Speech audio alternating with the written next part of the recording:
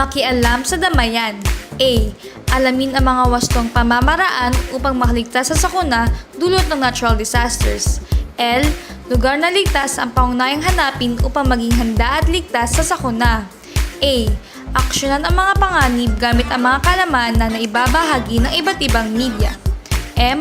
Magbahagi ng kaalaman tungkol sa sakuna upang makatulong sa mga nangangailangan. Ang bagyo ay isang malawakang sistema ng klima na nagdadala ng mga malakas na hangin at ang bigat na buhos ng ulan sa mababang lugar. Tumatakbo sa pamamagitan ng init na inalabas kapag umaakyat at lumalapot ang basang hangin.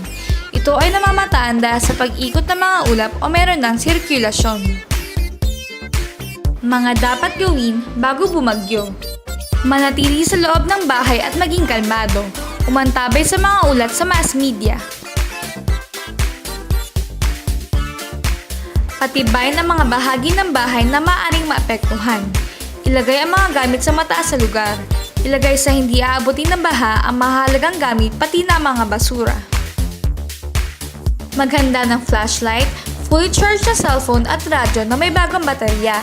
Maghanda ng sapat na pagkain, maiinom na tubig, gas na pangluto, baterya, first aid supplies at extrang damit.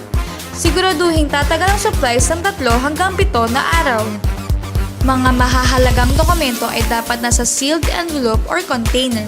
Mga kasangkapang pangluto, banig, kumot at pansamantalang tent o trapal kung sakaling mawala ng bubong ay dapat nakahanda. Mga dapat gawin habang gumabagyo. Lumayo sa mababang lugar, pangpang ng ilog, kanal at dalampasigan, bangin at paanan ng burol at bundok. Maaaring magkaroon ng landslide, rockslide at mudslide. Umantabay sa mga balita sa radyo at telebisyon tungkol sa paglikas o pagpunta sa evacuation centers. Kung ang inyong tirahan ay laging binabaha o inabutan ng baha, pumunta na agad sa evacuation center dala ang mga hinandang gamit. Iwasan ang mga kabel ng kuryente at matataas na puno. Mga dapat gawin pagkatapos ng bagyo. Pagmasdan maigi ang kapaligiran at mga tahanan. Tanggalin ang debris. Kung kayo ay nasa evacuation centers, manatili lamang doon kasama ang inyong pamilya.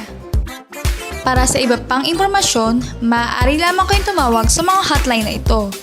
562-002025, Local 24 and 36 ng Caritas Damayan, 434-2696 ng Pag-asa. Laging tatandaan na daig na maagap ang sakit at sakuna. Ang public service announcement na ito ay hatid sa inyo ng Caritas Damayan, Radyo Veritas at St. Scholastica's College, Manila.